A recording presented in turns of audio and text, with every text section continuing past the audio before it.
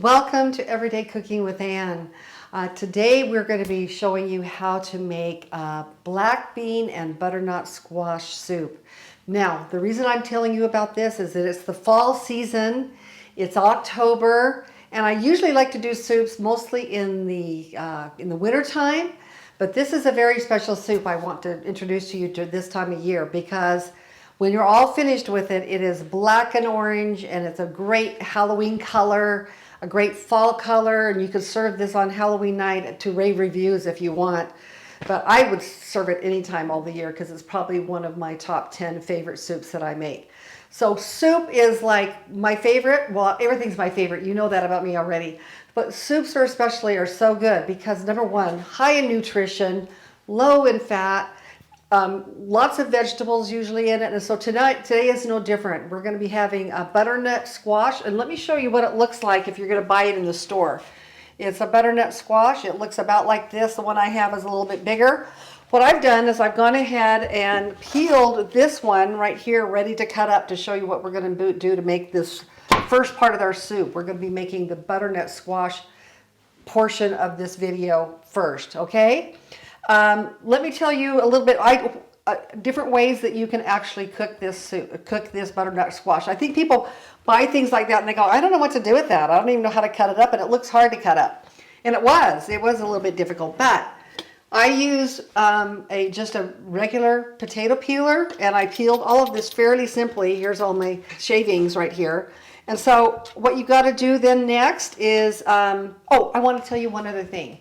If you don't want to do it this way, because this is the quickest way to get this soup going for me is just to do it this way, you can also prick this whole thing with several knife or fork pricks, put it in your microwave and soften it up quite well for you, and then you can cut it in half and put it in a dish and bake it for 45 minutes with the insides down on a baking dish for about 45 minutes, and you can scoop out the flesh that way then after it's already cooked in the skin, so you don't have to skin it like I did here. Okay, let's show what I'm going to do to get this cut up. I have a really nice chef knife, so it's good if you have a good, nice, sturdy knife to do it because it's a little bit hard to get through the middle of it, but I'm going to try my best to show you how actually easy this is. It's kind of like man against beast here when it comes to a squash. Once you make this first, you're going to have it easy. So this would be what it would look like to put down in a dish for 45 minutes with a little bit of water covered in an oven, and it will be nice and soft. But we're going to be cutting this up in little cubes to put in our soup to start cooking on the stove instead of in the oven.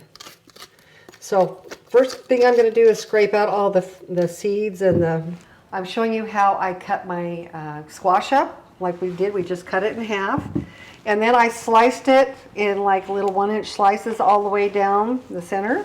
And now I'm taking it here and just taking it like this and putting it into smaller cubes per slice.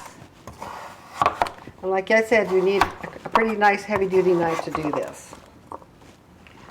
I guess I could try doing it this way too. I've just cut up about 3 cups, a little bit more than 3 cups, and this only took half of my gourd or less than half of my gourd. So this smaller butternut squash that I'm showing you would probably be just the perfect size to make this soup. This soup is supposed to feed 8 people. But half of this soup is going to be the black bean soup. So this is why you don't need to make very much. If you want to do a bigger gourd, you can double the recipe and you'll have plenty if you just want to make butternut squash soup. But this is really a special soup. So let's go ahead. I've gone ahead and put like 2 or 3 tablespoons of butter melted here. And I'm going to add just a small onion chopped up. And I'm going to saute this along with 1 carrot that I have chopped up, peeled and chopped up, that's going to go in this recipe as well. So right now I'm just softening onion and the carrots, and this takes maybe 4 or 5 minutes, so I'm going to come back in a little bit and show you what it looks like with the translucent onions and everything sauteed for. I mentioned that a lot of stores actually carry cut up squash just like this, already cut up, if that's what you prefer, if you don't want to have to mess with having to cut it up like I did today. But that's just another option for you. If I want you to look at our soup right now, our onions are really nice and translucent. They're cooked down along with the carrots. And what we're going to do now is go ahead and add the squash to our pot. And we're going to add our chicken broth. This is basically going to flavor the water. What we're going to do is simmer this along with some water, uncovered. There we go. This is a 15-ounce can of this. And then I'm going to be adding some water too to cover the squash. A couple of cups of water. And I'm going to let this go ahead and bring this to a little bit of a boil and then let it simmer for about 30 minutes till everything has softened. The carrots and the squash are softened and fork tender. This butternut squash soup has been simmering on low for about a half an hour, and I just checked it and it's very tender, just like we're looking for. Our carrots and our squash are in here. And it's reduced in the water content that I have in here, so it's just about right. What we're going to do now is go ahead and add all the spices and everything else that goes in here. So this is a 1/4 teaspoon of ground allspice. Another 1/4 teaspoon, hold on, I'm about out of this. Cinnamon. About a 1/4 teaspoon of cinnamon. And you can put it, depending on your preference, I'm going to start with just 1 tablespoon of brown sugar, but you can add a little bit more later. It just depends on what your preference is, but I'm just going to add 1 tablespoon there. And of course I've got a 1/4 cup of honey, and I'm going to put another 1/4 teaspoon of salt and some fresh ground black pepper. And that's going to be a preference too. So we'll taste this in a little bit, and then we might do some correction on the seasoning.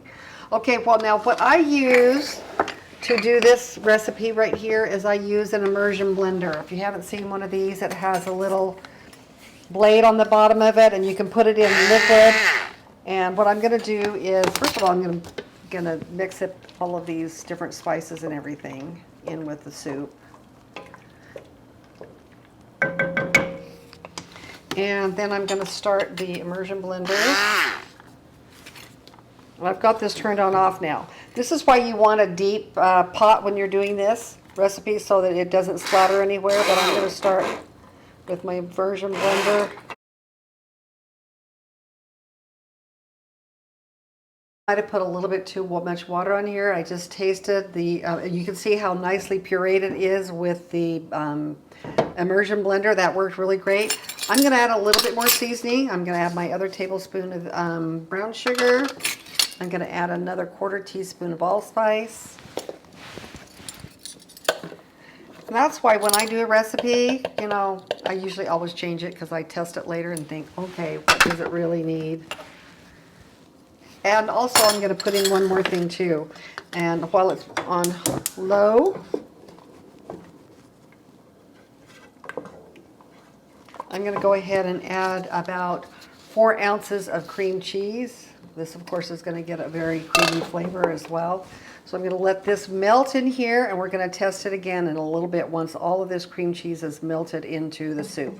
One thing you have to realize when you're making especially soups or things like that, every soup recipe is at someone's flavor preference. And I'm into having strong flavors in all of my food because that's my preference. So I did add another 1/4 teaspoon of everything else to this soup. I used my immersion blender. You can see how creamy it looks right now. We're going to keep this warm on the other side of the stove while we make our black bean soup. And I'll be back in just a moment to show you how to make that. Now we're going to make the black bean soup, and to put in that soup we're going to have black beans, which I already made from dried beans. This is the soup that these are the beans that I made, and this is the water that they cooked in. And I have that in the recipe how you can make your own black beans. If you want to use canned beans, you can do that. Just make sure you drain them well and rinse them well before you put them in. And you'll have to add a little bit of water later, but you want to have those drained and rinsed. If you make your own beans, you can use the water that's you used with your beans. But I like this because, hey, it's a lot less expensive than buying canned beans, and it's very easy to make as long as you just plan ahead of time to soak them overnight and let them simmer on the stove with a little bit of onion, and don't put any salt in. But I made that clear in the recipe below that you'll be seeing. All right, what we have in our recipe is we've got a little bit of ground oregano. We have ground chipotle chili pepper. We have ground cumin. We have some fresh garlic, and these are chipotle peppers. This is chipotle peppers, and I keep these in my refrigerator or in my freezer so I can pull one out whenever I need to. And we're going to just put one in to try because it's going to, like I said, it's going to be your preference. If you like it a little spicy and hot, you're going to want two. If you just want that really mild taste of chipotle, just one. A chipotle pepper in adobe basically is a jalapeno pepper that's been smoked and roasted, and it's really delicious. It makes Mexican food taste really great. So, okay, let's get started right now. I'm going to go ahead and put in the black beans, and I'm going to make another cup of that. So there's, in the recipe, it calls for 3 cups of black beans. So I have more than I need, so I'm probably going to double the recipe and use it later too. I want a little bit of water in here because you don't want it to be dry. Okay, and I'm going to go ahead and add 1 of the chipotle peppers. And I'm going to do a half a teaspoon of ground oregano. Half a teaspoon of chili pepper. This is not quite a half. This might be a little spicy for some people, but this is a ground chipotle chili pepper. Some ground cumin as well. I would like a little bit more of that. That's my preference. And we have a couple of garlic cloves that we're going to put in as well. Okay, and also a little bit of salt, half a teaspoon of salt. Okay, you can see that I had this already made cold, and sometimes I make this ready right off the stove hot, but now it needs to be reheated along with the butternut squash to be completely heated through. And I added a little bit more water because the beans kind of thicken it up a little bit, and you want to have it about the same soup consistency as the butternut squash. So we are going to add this to our saucepan to heat up right now. And I'm going to be back in a little bit to show you how I'm going to present this, how it looks in the bowl with the 2 different soups side by side with a little bit of parsley, and you can put a little sour cream on it too. It's really wonderful. Wait till you see. All right, we're ready to serve our soup now. And we put our fall tablecloth on because the chill is in the air. We're ready to eat the soup. And what I've done is I always put in the butternut squash soup first, and then I go ahead and spoon in the black bean soup on the side, and you can use a little spatula to kind of move it together so it's half and half. And to eat this soup, take a spoon because you want a little bit of both. You don't want to swirl it in because you'll make it look ugly. So you want to take your spoon and just spoon up into your mouth a little bit of both soups on every bite, and it is just an amazing experience. Honestly, you're going to love this soup. It's probably my favorite. Enjoy the fall season, enjoy soup season, and happy Halloween, happy Thanksgiving, wherever you want to serve this in the fall. It's like comfort food at its best.